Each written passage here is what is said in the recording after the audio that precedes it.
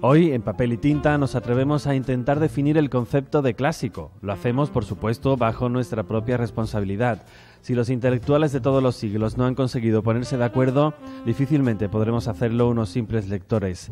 Pero sí que podemos arrojar un poco de luz sobre algunos libros que quizás por prejuicio o por pura pereza no nos hemos atrevido a leer.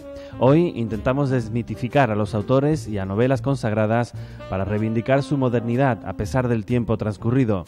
¿Quieren saber lo que es un clásico?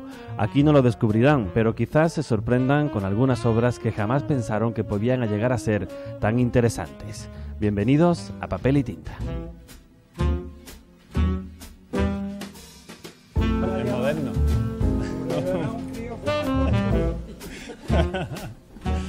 ¿Qué es un clásico? A ver, ¿qué es un clásico? Claro, la pregunta del millón. ¿Qué es un clásico? Lo que te dan en el colegio cuando eras pequeño para decirte que esto es lo mejor que hay para... y no sé qué. Luego es verdad, te das cuenta que sí que era bueno. Sí. Bueno, también se entiende por un clásico todo aquello que, a pesar de que van pasando los años, se hace inmortal, es decir, perdura. Porque a lo mejor el colegio, bueno, entendemos, a lo mejor cuando tú estabas en el colegio hace 30 años, en aquellos entonces era un clásico, pero un poco más reciente. Pues fíjate, pero ahora lo que le dan a los nenes chiquititos ahora, que a lo mejor en vez de hacer 30 años, hace 50, 60 años, ya de ahí para abajo, eso también se puede entender por un clásico, ¿no? Es lo que se considera dentro de la literatura como una escritura inmortal, ¿no? Por así decirlo, puede ser. Yo estoy ahí totalmente de acuerdo contigo, sí. O sea, yo comparto tu opinión en cuanto a clásicos. O sea, por ejemplo, ya podríamos considerar clásico a Tolkien. Por ejemplo. Y sin embargo, es aunque años no 50. se da en los colegios, claro, como dice Javi. Exactamente. Pero ha perdurado, o sea, algo que sigue latente ahí. O sea, algo que no pasa de moda, podría ser. Pero lo que pasa es que al final Tolkien no aparece en los colegios o no aparece en los libros de texto, aparece en clásicos como un escritor que es la leche, pero que no que te aparezca. O sea, hombre, hoy era complicado porque decir los clásicos. Claro, automáticamente a mí, quitando el Quijote, todos los demás me parecen que ya no son tan clásicos. Claro, la verdad es que tú piensas en clásico y te viene... Sí, claro que... ¿no? Te viene el Quijote, te viene Shakespeare en anglosajón, ¿no? Y Lope de Vega y todos los nuestros que Víctor Hugo en Francia, ¿no? Por ejemplo, ¿no? Por decir pero es que tenemos que tirar más para atrás. O sea, ¿qué pasa con Homero? ¿Qué pasa con Virgilio, con los autores latinos? Por ejemplo, sí. Más clásico que eso. De hecho, es que yo creo que sí, vamos... Eso eran los clásicos de Javi. O sea, Javi iba al cole, era lo que... Antes sí, las tablillas... Porque Cervantes era moderno. Las tablillas en piedra grabadas y eso eran... No, es verdad que es cierto que clásico... ¿En qué punto decimos que algo es clásico, que algo no...? Pero es que además el clásico, como ha dicho ahora mismo, la Ilíada, la Odisea y todo eso, es que te lo están sacando ahora mismo todos los días. Sí. Y sobre todo ves películas que dices, vaya remake que le han hecho a este, y lo van copiando. Yo veo ahora esto, la que hablaban el otro día, ¿de quién hablaba? La de que era del Quijote en versión moderna, una versión. Entonces, bueno, claro, lo que pasa es que yo creo que en los colegios, sobre todo a nosotros, que estábamos más limitados en cuanto a la literatura. Estoy hablando de hace 60 años. La literatura era mucho más limitada y no podía haber nada que no fuera algo que hablara de la raza, de libertades, ¿no? O algo totalmente. así. Entonces, claro, te metían en una serie de ellos que te ponían y claro, dejaban un poquito de lado al Pío Baroja, a Unamuno cuando ya se cabreó y pasó al lado izquierdo. Pero lógicamente lo que pasa es que luego te das cuenta, como a mí me ha pasado, y no quiero hablar mucho, que tanto me habían metido el Quijote que nunca lo lees, hasta que un día se me ocurrió leerlo. Y dije, señores, si hay alguien que saque un libro mejor que este, que me lo enseñe. Estoy de acuerdo. Yo no me he reído más en mi vida como un tonto leyendo con ese tono sarcástico de... Es que, yo creo que le va a pasar. Yo creo que inventó la novela moderna directamente en España. Totalmente. Además, en las condiciones en las que se escribía antiguamente, porque digamos ahora o años atrás tenemos muchísimo más avance a la hora de escribir y en este caso estamos hablando de un libro que se escribió en las condiciones, digamos, totalmente adversas, ¿vale? para lo que hablamos ahora, escritura. Privaciones, cárceles, en fin. La- Es como la vida que como la tuvo de Cervantes, que era- En una cárcel, con papel, me imagino Totalmente. que no era un Mont Blanc lo que usaba. Esta gente no corregía, porque para corregir 900 páginas, o sea, yo es que alucino. Si es ahora Yo con creo el que ordenador, tratarían de no tener que Claro. corregir. es que me meto ahora en el ordenador cuando escribo algo, lo quito, le cambio, me dice, estás equivocado. has Totalmente, metido-". claro, es que eso es Esta así. gente hacía. López de Vega estaba cabreado porque las primeras suyas, obras que las empezaron a quitárselas, ya sacaban, salían con errores.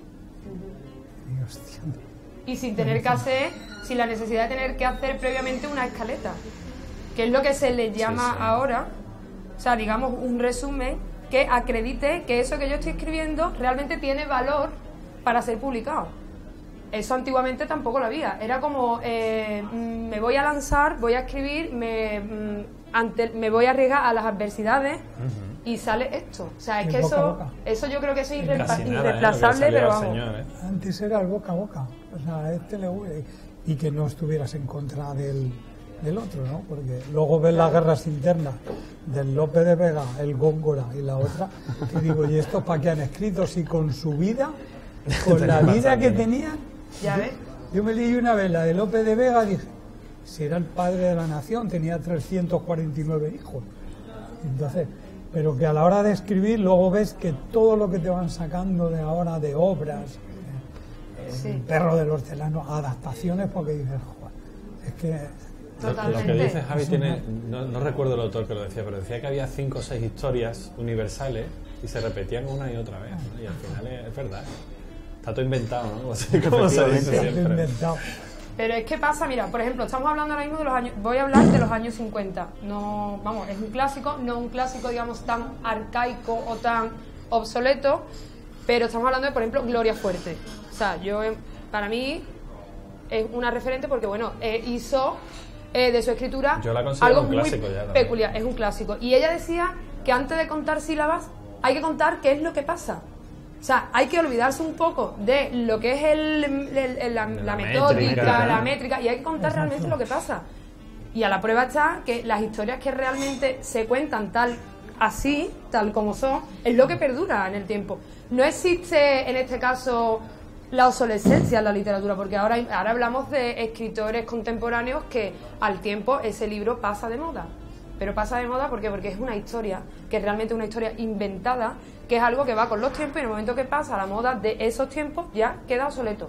Pues pasa eso, o sea, tú cuentas, no, te tienes que olvidar un poco de eso, ¿no? De medir, de tal. Hay que contar lo que pasa. Y en estos clásicos y estos escritores que nos han hecho navegar las letras y que perduren el tiempo, esa era una característica totalmente fundamental. Escribían realmente, y yo creo que Don Quijote de la Mancha es una referencia de lo que estoy diciendo, pero total y absolutamente. Luego hay que pensar que ellos no lo escribían con la intención de ser clásicos. O sea, ellos escribían para su época, para las modas de su época, ¿no? O sea, Cervantes fue en este caso un adelantado, ¿no? Porque es verdad que él fue capaz de hacer un tipo de novela que hasta ese momento no se había hecho. Pero es que en realidad lo que quería era hacer una crítica de las novelas de caballería que estaban tan en boga y, vamos, le salió... Sí. Una crítica reivindicativa más bien, ¿no? Para él un clásico sería Homero o el otro, ¿no? Él leería a los Y sin anteriores. embargo, es verdad que la primera parte del Quijote quizás es más clásica en el sentido que entendemos, como decía Rocío, de más antiguo, ¿no?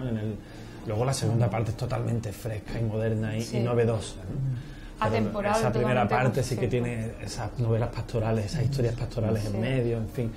La considero una estructura un poco más clásica, pero... Es que esa segunda parte además viene motivada por la publicación de una segunda parte del Quijote apócrifa, ¿no? de Avellaneda, ¿no? Exactamente, que se le atribuye, y claro, y llega Cervantes y dice, bueno, ahora voy a escribir yo de verdad la segunda parte del Quijote y la voy a firmar y Lo tengo yo en el archivo del ordenador. En el Word. En carpeta pendiente. Llega a burlarse de esa segunda parte apócrifa, digamos, ¿no? de Avellaneda, ¿no? Y él se la encuentra a Don Quijote y dice, esta no es mi historia, ¿no? Digamos, no recuerdo cómo es exactamente, pero más o menos es algo así, es brutal. Es verdad Lo que pasa es que no los metían, pero es que ya te digo que es que solamente con que a los niños en el colegio, aparte de decirles que se aprendieran o que miran un texto, con que le hubieran dicho, mira, es que este era amigo de este, o se conocían y estaban juntos, y este se pegaba, entonces claro, ya es la literatura viva,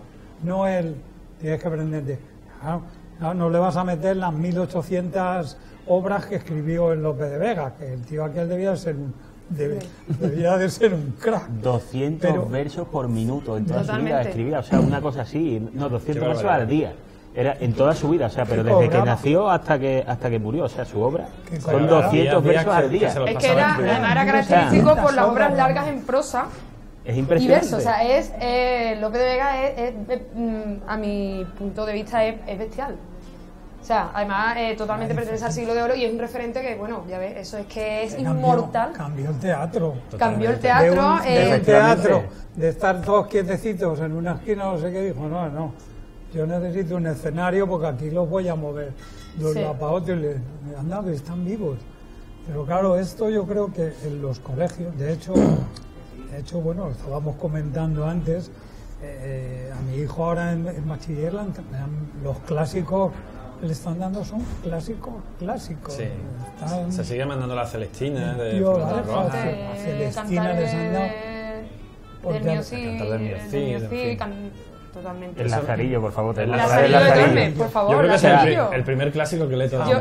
Claro. Porque además sí que es un libro accesible para esas edades. Exactamente, pero es que además es súper divertido. Sí, porque tiene un argot que enfocado a aquello, digamos, a aquella época, aún se entiende, o sea, pero es que se entiende porque es que los españoles nos seguimos viendo reflejados exactamente, en la picaresca en ese aparentar, en ese el vecino y el vecino y el vecino, es que no me puede ver el vecino así, Dios mío, entonces claro, uno lo lee y le sigue pareciendo totalmente fresco. Pero es verdad que les pasa a todos estos que su vida diaria es la que plasmaban, ahora no, ahora lo que decimos, ahora tú, a ver si esto gusta, a ver si este tema, no sé qué.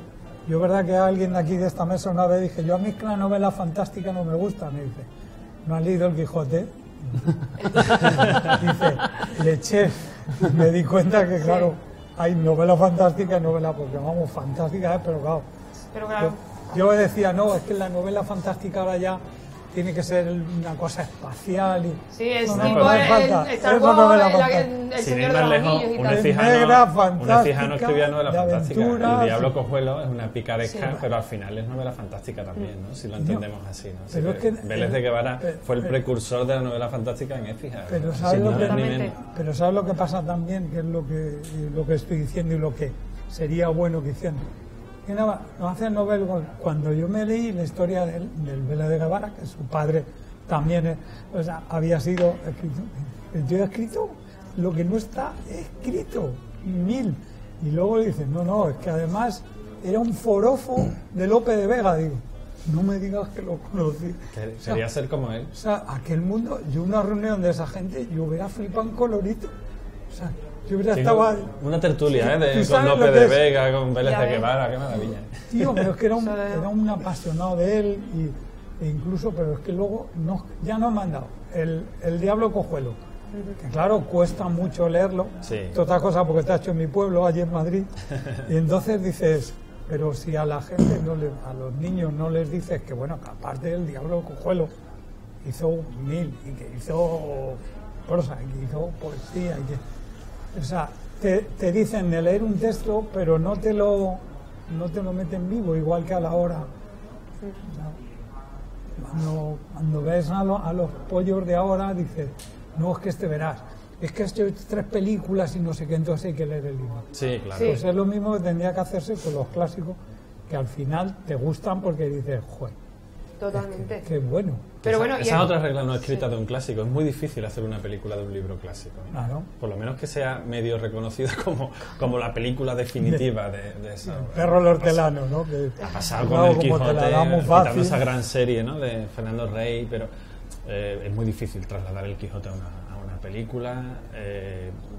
Pasa con miles, con los 3 mosqueteros. O sea, Los Tres Mosqueteros. Se versiona siempre la mitad del libro. O sea, hay otra mitad del libro que nunca aparece en el cine y que parece que no existe, ¿no? Es que hace reírte, como yo me he reído con ese, viendo una película es complicado. Porque es que eso que tiene, yo dije, ¿qué arte tiene? Sí. El día que en la Galatea fue el día del Quijote, nos llamó para estar leyendo y fuimos. No tuve narices y era en castellano relativamente.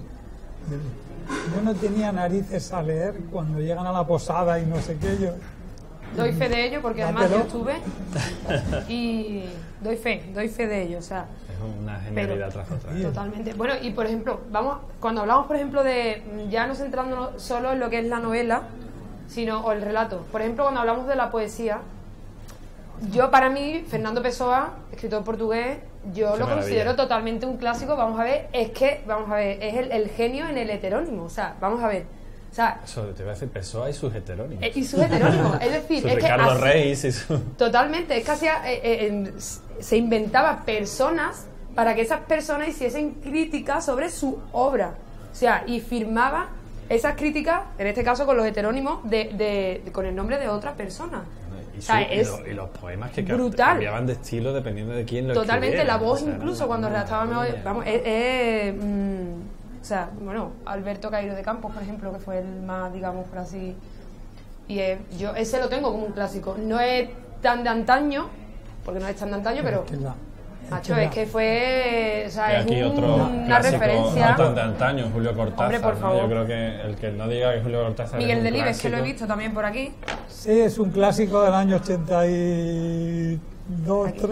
Pues lo es, ¿no? O sea, Rayuela es un clásico. Lo que pasa es que, mira, hay que decir que Rayuela es un libro clásico. Cuando hablaba antes, aunque no sea obviamente tan antiguo como el Quijote, como el Conde de Montecristo, que tenemos aquí, que ahora hablaremos también de Alejandro Dumas, ¿no?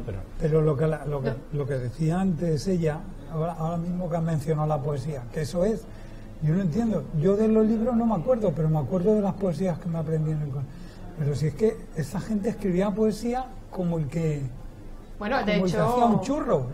Recuerdo totalmente. cuando le dijo el Violante que no sabía hacer delante y le empezó a soltar. Un soneto me van a hacer Violante. En mi vida me he visto en cada soneto. 14 versos dice que es soneto. Burlando a los 3 delante. ¿Eso cómo se puede hacer? Tienes un copo. O sea, es que eso lo hemos perdido. Eso se ha perdido totalmente. Yo me aprendí. La culpa de eso la tiene la industria. La industria no vende. Como no vende, no. Y sin embargo son las poesías que tú te acuerdas. Espronceda, cuando yo aprendimos lo de los 10 cañones, ya no sabíamos mucho más, pero aquello era, decía, y toda esta gente, todos estos clásicos, el Góngora escribían poesía, lo primero. Luego pero ya es que para esas míticas luchas entre Góngora y Quevedo, ¿no? Sí. A través de pero es que, a ver, ¿sabes qué pasa? Que actualmente, a ver, por ejemplo, estamos hablando de poesía, ¿no? Actualmente llamamos poesía, me incluyo yo, que escribo poesía, a que poesía es un sentimiento que nosotros expresamos. En este caso, por ejemplo, Pessoa reflejaba muy bien que el poeta es un fingidor. O sea, finge tan completamente que finge que es dolor, el dolor que de veras siente. O sea, y es una frase, y es que es brutal, porque, es decir, lo siente, pero él finge que lo siente y te hace a ti creer que lo siente. A través de fingir. Ahora no, nosotros estamos ahora mismo en que, bueno, yo tengo que escribir, pero yo voy a escribir mi sentimiento, voy a escribir lo que yo siento. ¿Vale? Va a llegar. Pero lo que realmente es la obra de arte, lo que hace que eso perdure, es el valor que tiene el crear letras de este tipo.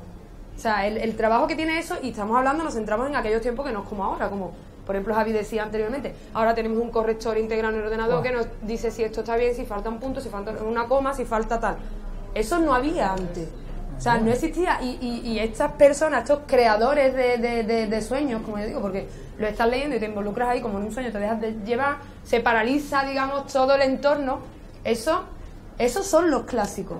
Lo que tú lo lees una vez y lo lees otro y lo vuelves a leer cuando pasan, da igual si han pasado 200 años, como si ha pasado un siglo, como si han pasado 10 años. Sigue teniendo la misma importancia, incluso más, que cuando ese libro fue lanzado o esa obra fue lanzada. Yo creo que más, incluso hoy en día. La atemporalidad. La atemporalidad, exactamente, lo ha dicho Manolo. Y eso es realmente lo que es de valorar, ¿no? Lo que antes, es que eso ahora realmente nos ponemos a hablar y es que ahora no hay. Lo que dura siempre es clásico. Claro, ¿qué nos atrae tanto de Ulises, por ejemplo? Que todo el mundo lo conoce. ¿Qué nos atrae? Su evolución, su cambio. Totalmente. Es que todas las personas vivimos ese cambio a lo largo de nuestra vida, esa lucha constante, ese llegar a Ítaca, quiero llegar a Ítaca, quiero llegar. Siempre. Me enfrento a las adversidades, a los contratiempos, al Ulises, genial. O sea, de mis preferidos totalmente. Miope o dándote. Siempre hay alguien que te pone una zancadilla. Sí. Bueno, y si hablamos ya del Decamerón, por favor. Bueno, la Divina Comedia, ¿no? Que este año está de aniversario, además. Divina Comedia. Qué maravilla. Yo he podido leerla y, bueno, es un libro denso. Sí, hay que decirlo. Cuesta mucho. Pero la parte, sobre todo de los círculos del infierno, cuesta trabajo. Pero un ejercicio de imaginación increíble. Y el de Camerón, el Camerón. Eso es un imprescindible, digamos, en cualquier librería particular de tu casa. Esos son imprescindibles. Eso tiene que estar porque sí. Lo que pasa es que leerte Las Mil y una Noches, que es un bichaco, yo es verdad que me he leído un par de... pero nunca me he leído todo. Es complicado encontrar el volumen completo. Yo lo he intentado y es difícil. Siempre hay una selección de historias y tal. Me WhatsApp. Ahora luego lees eso y dices... pero si esto vale para siempre. Es brutal. Las Mil y una Noches, yo creo que de ahí bebe todo, ¿eh? O sea, de ahí bebe la Odisea, la Ilíada, incluso ahí. La Ilíada. Toda la mitología de muchísimos pueblos, no solo la griega, ¿no? Pero totalmente. yo creo que de Las Mil y una Noches nace todo. Lo que pasa es que te hacen soñar. Es como decía Manu cuando ha señalado antes el Conde de Montecristo, ¿no? Que tenía ahí, ha dicho es que eso es, primero, que ya estás cabreado por la putada que le están haciendo. Luego, ¿qué es lo que te gustaría hacerte a ti para vengarte de la gente que no sé qué, que no puedes hacer? Entonces, bueno, esto es una pasada de...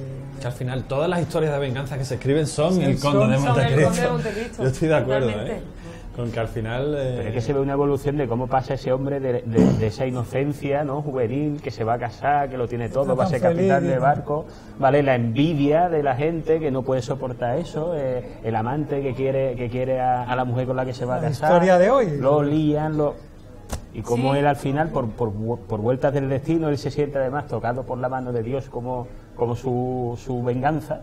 Y él piensa que está ejecutando la obra de Dios simplemente, él ni siquiera piensa que es su venganza, sino que es la obra del Altísimo. O sea, efectivamente. Se ceba, de luego. Lo que pasa es que actualmente no ocurre eso, que tú te puedas resarcir, pero dices, bueno, a ver si hago algún día como el Monte y le pego un guarrazo a uno que...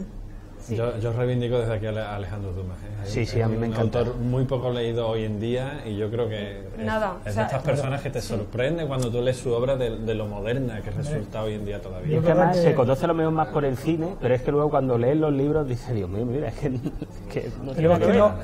Nos pasa también un poco.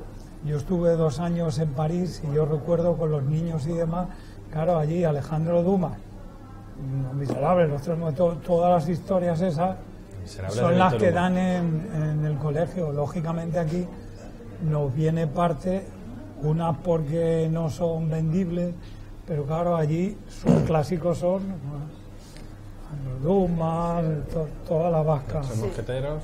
Los Tres Mosqueteros, o sea que como tú has dicho es que solamente se cuenta, digamos, o la gente conoce la primera parte, pero es que luego está 20 años después y el Vizconde de Bragelón. Claro, no más que te les una. Ya, pero es que no, es que las otras dos están geniales, o sea, y es que de hecho... Son brutales, Exactamente, o sea, y la última para mí, curiosamente, es la mejor de las 3. O sea, la que la gente conoce es la primera, pero para mí la última es la mejor. Sí, de hecho la primera es un poco la más... Claro, pero es la más reconocida. Pero no deja de ser una novela de aventuras, pero es que ya en la tercera se le ha visto una evolución de los personajes, cómo han abandonado la juventud, cómo ya son... Exactamente, como son héroes cansados, ¿no? Está agotado. Exactamente, o sea, y cómo incluso se enfrentan entre ellos y apelan a su amistad de otros años, pero cada uno ya mueve unos intereses superiores, ¿no? Uno el rey, otro... La vida real de ahora, tú estás en el colegio, todo es conjunto, en el instituto, los amigos del alma y no sé qué, en cuanto que ya te empieza, ya llega un momento y dices, ya estoy cansado de pelear, cada uno lleva su vida. por delante están peor. Y es que hay algunas muertes en ese libro, por ejemplo, en el último, que ríete tú de las de Juego de Tronos. Sí, totalmente, ¿eh? Si el tío repartía igual. Me caché en la mano. O sea, el final de Milady de Winter, ¿no? Es una maravilla. O sea, y eso no se ha visto en cine todavía, ¿eh? O sea, que hay mucho que rascar ahí, señores de Hollywood. Señores de Hollywood, por Dios. Pero que yo siempre he dicho que para que para que nosotros escribamos algo que podamos en el futuro convertirlo en un clásico, coge una historia de alguien que tú conozcas, que no tenga una vida plena y fácil, es decir, una persona que tenga una vida un poco alterada, por así decirlo, ¿no? Y escríbela. Convulsa. Y escríbela. Escríbela tal cual, no te guardes nada. O sea, todo aquello que tú no quieres que se sepa. Y eso, aun pasen 200 años, 2000 años, eso nunca perdurará. ¿Por qué? Porque es que, claro, aparte de eso, te concede el privilegio de que el lector se enganche. Son historias universales. Son historias universales, atemporales y luego que tú puedes aprender de eso. O sea, son, digamos, como un poco también reflexivas, ¿no? A la hora tú las lees y como que te pueden ayudar, te sientes reflejado. Y que te da mucha mala leche porque dices que yo no puedo hacer eso. Y que no puedo, y yo, a fulanito le pasó lo mismo y no sé qué. Y es como la identificación también, como que tú la asocias a la realidad, ¿sabes? Y eso engancha y eso yo creo que perdura. Siempre lo he dicho, la historia de alguien que tenga una vida o un pasado astroso, o sea, convertir las letras y luego más tarde convertirla en teatro. Eso tiene que ser un clásico para nuestros tataranietos, pero... venderla no la vas a vender. Total, yo un día hoy en día no te la editaría nadie, eso seguro. Ya, pero bueno, yo si queréis, yo os cuento mi vida y si alguien se atreve a escribirla, lo mismo el día de mañana, mis tataranietos dicen, pues wow. Si tú quieres forrarte, yo te cuento la mía y tienes un tomo como el Quijote y además va a durar para siempre, porque lo que me pasa a mí le pasa a mí. No le pasa a nadie, ¿no? Otro capítulo de clásico yo creo que son los visionarios, ¿no? Por ejemplo, Verne, o sea, Julio Verne, tío, es increíble, o sea, uno lee 20.000 leguas de viaje submarino y dice, Dios mío... Son irreemplazables, son historias irreemplazables. Exactamente, de la Tierra a la Luna... Si ese hombre no ennifaba algo, yo es que no me creo que se le pudiera ocurrir lo que iba a ocurrir. Durante el siglo siguiente, no es que vaya... Pero ahora yo os planteo, él predijo lo que iba a ocurrir o a raíz de sus escritos la gente empezó a pensar que eso era posible, porque yo creo que más bien es lo que estoy de acuerdo con podrían darse las dos cosas. Cuando él escribió eso, tú ya ya sabes, está borracho. Obviamente que el hombre viajara a la luna era una locura. Tú fíjate, un cohete a la luna. ¿Quién sabe si pero inspiró a alguien, no? Dio la idea de que eso pudiese ser posible. O sea, es como sí, yo estoy de acuerdo en lo que dice Ana. Pero es que fijaros, 20.000 leguas de viaje submarino, viaje al centro de la Tierra, de la Tierra a la Luna, la vuelta al mundo en 80 días. O sea, genial. Eso es que son libros bastante maravillosos. ¿Cómo se puede ir a Rusia sin haber ido? Y te lees Miguel Strogoff y terminas con la nieve. Y te estás haciendo así, ¿verdad? Totalmente. Quita la nieve de encima y dices, oh, qué asco, tío, qué frío he pasado. Es que parece que va en la grupa del caballo. Pero es que no ha ido, es que él no había ido a Rusia. Lo que se habría leído, me imagino lo que se habría leído. Pero esa gente que son eso, Julio Verne. Fuera de serie. Yo a veces pienso que viajaban en el tiempo algo. El que enfole eran de ahora y viajaron en el tiempo y se dedicaron a escribir lo que había. O son personas que realmente su mente va más allá de lo común y de lo normal. Sí. Son mentes privilegiadas que se desarrollan a otro nivel que el resto no podemos desarrollar. Y eso es lo que los hace irrepetibles. O sea, son personas irrepetibles. Pero es que pasa luego. A mí me dejó mi amigo Paco Velázquez, Juanma, me dijo un día, mira, te voy a mandar un libro de Emilio Salgari el año 2000. Salgari. Otro bueno. Otro clásico. Pero es que el año 2000, claro, hay cosas que se van. Pero es que hay una serie de cosas que dices, bueno, y este pollo como sabía que iba a viajar, que la luz... No, hay cosas que no es... Pero ya estaba diciéndote lo que iba a ocurrir, que tú le lees el libro y dices, joder, pues esto, pero es que lo ha escrito hace X años. Son gente con una imaginación. Sí. No acabaríamos. Stevenson con La Isla del Tesoro. Por favor. Burroughs con Tarzán, con las historias de Marte, ¿no? Increíble las historias de Marte, ¿eh? Bueno, o incluso cuando hablamos de Disney, por centrarnos en lo infantil. vamos a ver, son historias que pueden salir muchísimos géneros o muchísimas clases de como hay ahora, que está todo hecho, digamos, por ordenador nomás. Pero es que siempre la Pocahontas, El Rey León, Bella la Bestia, Cenicienta, esos son clásicos, señor, o sea, eso no se vuelve a repetir en la vida. Y son historias, la mayoría totalmente factibles. Bueno, quitando el Rey León, que un león no habla, pero bueno, digamos es una versión de Hamlet, ¿no? Bueno, o sea, sí, pero pasada por el tamiz y Pocahontas es una versión. Pero se puede pasar a la versión, Smith, claro. Bueno, Aladín, una alfombra que vuela, pero por así decirlo. Sí, esos son totalmente clásicos, eso no hay. De hecho, de las historias clásicas. Eso es que no hay. Mira, yo me he leído recientemente un libro que es totalmente contemporáneo, es de ahora, que nosotros yo creo que lo conocemos, que es Salvador Gutiérrez Solís.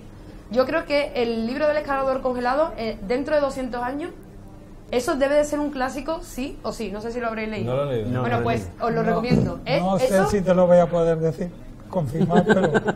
Yo, por favor, recomiendo que lo leáis, porque eso, dentro de 200 años, para que alguien tiene que lo ser... vea dentro de...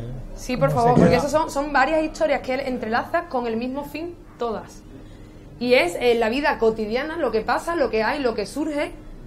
Y lo que es que, vamos a ver, eso tiene que ser un clásico dentro de 200 años. Y lo que pasa que, claro, estamos hablando de un escritor que, como al principio de la conversación dijiste, no tiene una referencia amplia y extensa, con lo cual lo puede leer quien yo le diga que me lo he leído, a quien tú le digas que te lo has leído tú. Es como el boca a boca una referencia.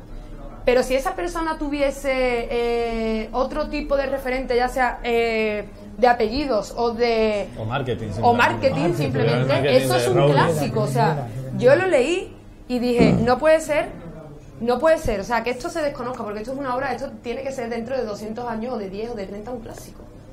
Y será. O sea, porque eso es, y como él, yo leo muchísimos libros, es verdad que mi género es un poco, no es histórica ni es tal, pero me he leído algunas obras y algunos libros que yo pienso para mí misma, digo, me encantaría poder transmitirle al mundo que se lo lean, porque esto debe de ser un clásico el día de mañana, y yo creo que también habrá pasado con algunos autores de en aquellos tiempos que no hayan sido muy pocos eran multimillonarios. Por ejemplo, el Conde de Montecristo o los Tres Mosqueteros no eran ni siquiera libros, eran folletines. Muy poco no, porque nosotros los conocemos como libros, pero es que eran folletines, se publicaban por fascículos en los periódicos. Señores, y son obras maestras. López de Vega murió arruinado. Sí, por eso digo que muy poquitos pueden decir que vivían de eso. Lo que pasa es que tenía 13 hijos en Toledo, 14, era un ese para mantener todo. Eso, y pero eso se le morían mucho. O sea, es que era... Pero ellos no vivían... Yo tengo que reivindicar a mi Gabo, Gabriel García Márquez tiene que ser un clásico sí o sí. O sea, ahí no admito discusión. Y yo a Gloria Gabriel Fuertes. García Márquez para mí es un clásico de los Totalmente. clásicos. Pero no es un clásico ya. Sí, lo es. No sé por si alguien lo duda, ¿no? Pero, bueno, y no hemos hablado si de alguien Federico no se ha atrevido García a leerlo, que lo haga. Lorca, por supuesto. Pues tú has dicho dentro de 200 años, ¿no? Lorca no es reciente, ¿eh? O sea, totalmente, por eso, pero es un clásico. Hemos dicho, da igual que haga un siglo como que haga 10 años. Es decir, yo he podido escribir hace 200 años, bueno, evidentemente es una metáfora, yo no he podido escribir hace 200 años, pero una obra que esté escrita hace 200 años, a lo mejor puede ser buena, pero no se puede considerar clásico porque no estamos hablando del tiempo que tenga la obra, estamos hablando de lo que ha perdurado la obra. Estamos hablando de Federico García Lorca, ha escrito obras... También habría que medir el clasicismo por ese impacto sobre exactamente. Sobre el es que entendemos el clasicismo como hace dos siglos. Claro, porque normalmente cuando hacen referencia en cualquier sitio, es que los clásicos, si te van al siglo de oro, al siglo... Y cuando ya hablas de la generación del 27, ya son los chavalitos. Mira, ya están... Y claro... te sale un Lorca. Es que no tiene por qué ser del 1620 y pico que fue el siglo de oro, puede ser de... Claro. Lorca, Yo cada vez que lo pienso me entra una mala leche. La de cosas que nos podía haber regalado.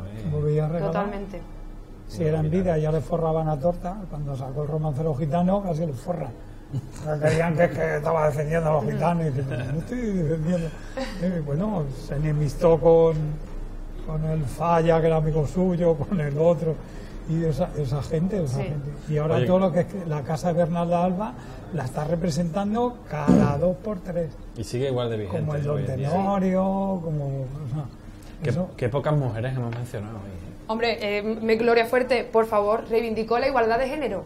Vamos a ver, por aquellos entonces. Es más, ella no soportaba que la llamaran poetisa. Ella no se consideraba poetisa, ella se consideraba como una contadora de historias, ¿vale? Ella no medía, a ver, es verdad que ella está muy enfocada en lo que, digamos, juvenil, infantil. Sí, sobre todo se le conoces por eso. Hacía muchas comparativas. Yo soy más de la metáfora. O si vamos a comparar algo, vamos a compararlo pero con todas las letras. Vamos a hacer una comparación totalmente exquisita. Y ella nada más pero, a ver, yo la tengo como una de mis grandes por eso, ¿no? Y luego lo de la igualdad de género en aquellos entonces, por favor, es hoy por hoy. Seamos realistas. Y es un tema... Es muy complicado que conozcamos clásicos, mujeres. Porque no las luego han salido recién... Ana María Matute. Reciente, pero también y no consigo ubicar la primera mujer, digamos, que sea un clásico, ¿no? No sé, siglo XIX quizá. Sí, quizá Virginia Woolf, las hermanas Bronte, pero antes no, exactamente, me habla del siglo de oro, me habla del siglo de oro español. Pero no, por ejemplo, Madame Bovary, que era como el avance de... Clásico. Pero es que el escritor era hombre. Era hombre, sí. Y entonces, claro, yo soy incapaz de decir, del tiempo de Vega, es que no salían. Es que no salían, porque las que han salido posteriores publicaban, como ocurrió el caso de hace unos 40 o 50 años, estaban publicando con el nombre del marido. Sí. Totalmente. Entonces, claro, es imposible que tengamos constancia de lo que... No. Bueno, y no hemos hablado, no hemos inventado, habla de Emile Nabokov, Lolita. Qué maravilla Nabokov, No me lo terminé de leer. Soy madre y no he tenido el valor de terminarme de leer ese libro. Es más, llegó la mitad pasada y hice así y lo cerré. Es otro adelantado. No puedo leerme esto. Es muy intenso, es muy fuerte. Sí. O sea, es brutal, pero es un clásico en todas reglas y admiro que ese señor haya podido escribir eso, porque eso realmente, aunque nos cueste creerlo, eso pasa. Claro. Y lo hay. Y pasa mucho. Y es muy fuerte leerlo, más cuando, por ejemplo, en este caso, ¿no? Cuando eres madre o eres padre y lees eso y te posicionas tú en el lugar de que le pueda pasar a tu hijo, y es muy fuerte. O sea, no me lo he terminado de leer. Algún día lo cogeré y diré, venga, voy a terminar de leerlo, pero no he podido leerlo. Pero es un clásico y admiro porque ánimo, además... pero prepárate, Sí, no, yo ya me quedé en lo de pasado de cuando iba a una casa de clandestina, digamos, de prostitución de menores. Un poco más adelante por ahí me quedé, de que estaba allí, digamos, la chica al pequeña final, allí. Es otra historia universal, ¿no? La autodestrucción dentro de tu propio... Sí, pero lo que salen, o las que perduran son las personajes del con Juan Valera, con Pepita Jiménez, que dio la vuelta al mundo en Estados Unidos, no sé qué. Claro, el personaje, o Mariana Pineda, que salen los... Pero claro, lo que yo no soy capaz de coger, ya no digo eso, digo hace 100 años, de decir, ¿qué escritoras han sacado? Si no salían, no las dejaban, porque se supone que no podían escribir, no, que eran incapaces. Que eran muy raras, se Totalmente. escribían y pensaban y eran muy raras. Era. Es curioso. Pasa como en la literatura erótica. Un hombre podía expresar su opinión hacia el erotismo con, digamos, total libertad. No estaba mal visto. Una mujer, ¿cuántas obras nos hemos podido perder? Por Dios. Pues sí. Porque antiguamente lo que es el erotismo estaba mucho más, digamos, censurado sí, y tendría mucho más valor. Porque leer ahora mismo una obra de hace un siglo hablando de lo que era el erotismo por aquellos entonces, eso tiene que ser brutal. O sea, imagínate, porque ahora existe la facilidad de que eso se entre comillas, lo consideramos un tabú, pero bueno, es algo que está, digamos, a la orden del día. Pero imagínate hace 2 siglos... A mí me cuesta trabajo. Imagínate hace 2 siglos lo que esas mujeres... Pero estamos hablando de hombres. Pero imaginarse, por Dios, hace 2 siglos, o 1 siglo, o 100 años, el erotismo, si una mujer hubiese podido expresar en sus propias carnes, en primera persona, lo que era el erotismo por aquellos entonces. O sea...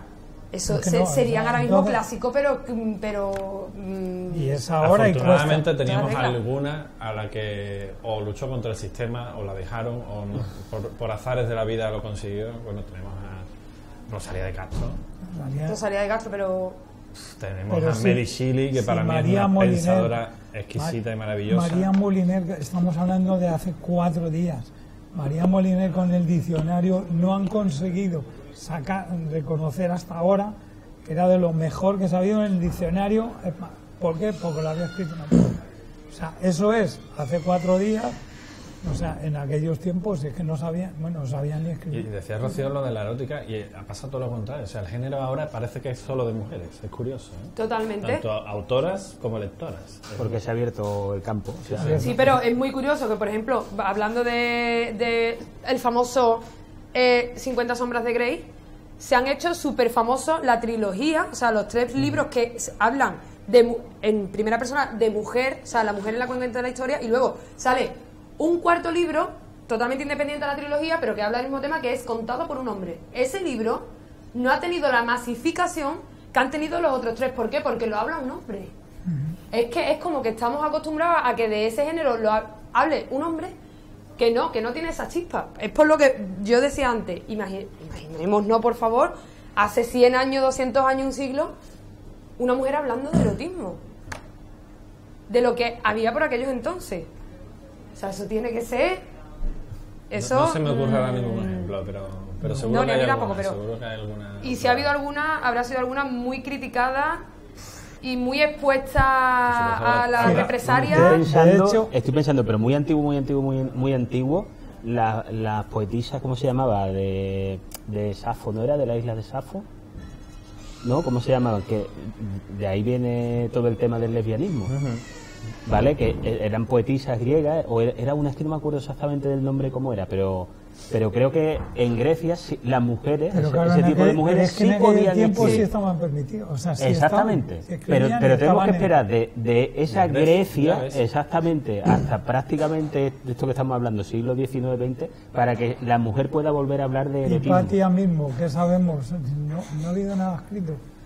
Hipatia era un cerebro matemático y todo, no sé qué. Sí, y de hecho, hasta hace poco era muy desconocida. No es que no haya nada escrito, o sea, escribió, pero es que se lo quemaron. Claro. Nada. O sea, no estaba, es que no estaba permitido. Como no podía, y fíjate esa mujer lo que podía transmitir, matemática, astronomía, y que sabes, 4 libros que se hayan escapado. Sí, es que serían grandes referentes incluso de autoayuda hoy en día. Porque claro, antiguamente, hoy en día estamos muy, digamos, muy respaldados, ¿no? Es decir, a mí me hacen esto y tengo ayuda y tengo tal y el derecho es mío y tal y tal. Pero en aquellos entonces, pues no se podía, porque la razón la llevaba el hombre y... De hecho, la mataron. En fin. Bueno, sí, Agatha Christie, ¿no? Es una escritora reconocida en su época, que eso es muy raro. Y que sí que podemos considerar un clásico también, ¿no? Ya hemos hablado de ella en el programa de Novela Negra, pero yo creo que claro, sí, que es de las pocas que consiguió cierto reconocimiento en vida, que eso ya es muy difícil también para la época que le tocó vivir a ella. Pero es casi contemporánea. Sí.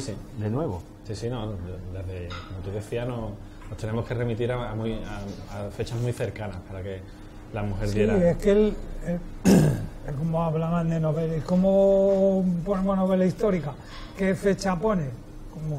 Pues no lo sabes, pero claro, esa mujer será un clásico porque sus libros se están sacando todos los días. Nos han chivado que Safo en la isla de Lesbos. De Lesbos. Exactamente, no iba yo descaminado con el tema del lesbianismo. Yo se lo he pasado a Manolo porque sé que entiende más del tema, no por nada, pero sí que es verdad que no... Pero es que la única referencia así antigua que recordaba yo de mujeres y además escribiendo de erotismo. Sí. Pero es que Grecia no era... No tenemos mucho que aprender de Grecia. Había hasta democracia y todo, fíjate. Había hasta democracia. Bueno, ¿qué libro de hoy en día, o relativamente joven, podemos decir, consideráis, como decía Rocío, que dentro de X tiempo pueda ser un clásico? Pues uno que me ha estado rodando la cabeza aquí en toda esta reunión ha sido El nombre de la rosa, de Humberto Eco. O sea, para mí es instant classic, como dicen los ingleses, ¿no? Sí. O sea, es un libro maravilloso. De hecho, coger la serie de esta que han hecho, La peste, y es que huele al hombre de la rosa...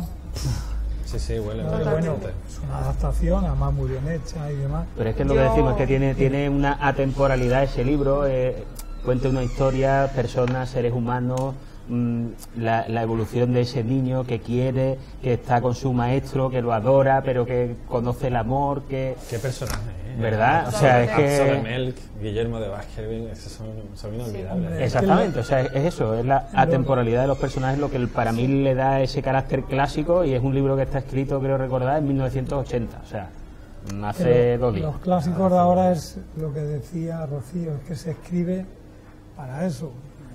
Yo cuando me leí La Catedral del Mar, dije, esto lo tengo que poner yo en un... Pero reconozco que no será un libro, o sea, será un buen libro, pasará a la esa como un buen libro y demás. Te lees, no sé, el Ken Follett, pues es verdad, tiene muy bueno también. Por favor, Ken Follett. Un tío, pero yo no creo que sea un hombre que va a pasar. Lo que pasa es que es verdad que él lo que ha hecho es escribir sobre el pasado. Sí. Claro, que ya dices, es que me está sacando... Yo, por ejemplo... ¿Pasarán a ser clásicos? No lo sé. A mí me regaló mi amigo Manolo, no me lo regaló, o sea, me lo... De estos que se prestan y no se devuelven. Te lo vendió. Y al final acabó regalándomelo porque no se lo devolvía y me dijo un día, no me lo devuelvas, quédatelo, que te lo regalo. Mía, de los que no devuelven los libros. Y hablamos de Loreto Sesma, que creo que tiene 20 años o 20 y pocos, por así decirlo. Y es una escritora novel, por así decirlo, porque digamos está introduciéndose en el mundo de la escritura. Escribe poesía, prosa, poética. A mí me impactó mucho cuando me leí, por ejemplo, en este caso 317 kilómetros y 2 salidas de emergencia. Bueno, luego tiene también Amor Revolver y tiene brutal. Yo creo que el día de mañana Loreto Sesma debería de ser un clásico. Yo es de los pocos libros, y se lo dije en serio, digo, es que no me canso de leérmelo. Es decir, es que hay veces que según mi estado de ánimo hago así y abro el libro por la mitad y digo, seguro que el texto que me salga ahora hace referencia a como yo me siento. Efectivamente, cuenta historias que son las mismas historias que yo quedo con mi amiga y se las cuento a ella. Y a lo mejor yo le estoy contando a mi amiga una historia y la persona que está en la sentada tiene la oreja puesta porque es realmente interesante, porque es algo que sucede realmente todos los días. Y esta chica escribe esas cosas. Y luego tiene una facilidad verbal a la hora de expresarse. Por favor, eso tiene que ser un clásico, por favor, dentro de 100 o 200 años. Hablando de los que creo que serán un clásico después, es el que habéis dicho, García Márquez. Yo creo que a mí ese hombre pasará con todos sus libros y pasará. Pues hay un libro que me encanta, que se llama Qué difícil es vivir 2 vidas, de un tal Javier Becerra. Javier Becerra. Sí. Lo que pasa es que eso debería ser un clásico instantáneo. Exacto. Totalmente. Lo que pasa es que el mío será falso cuando pasen 2 generaciones y vean, sobre todo el que tenga un libro firmado.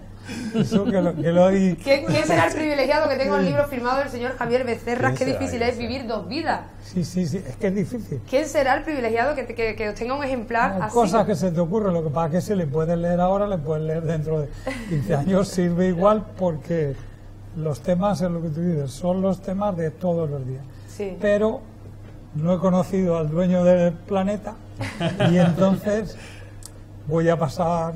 Cumples ese requisito, no vas a vivir de la literatura, con lo cual serás clásico. No, me cuesta dinero. Que vivan los clásicos, señores. Que vivan. Totalmente.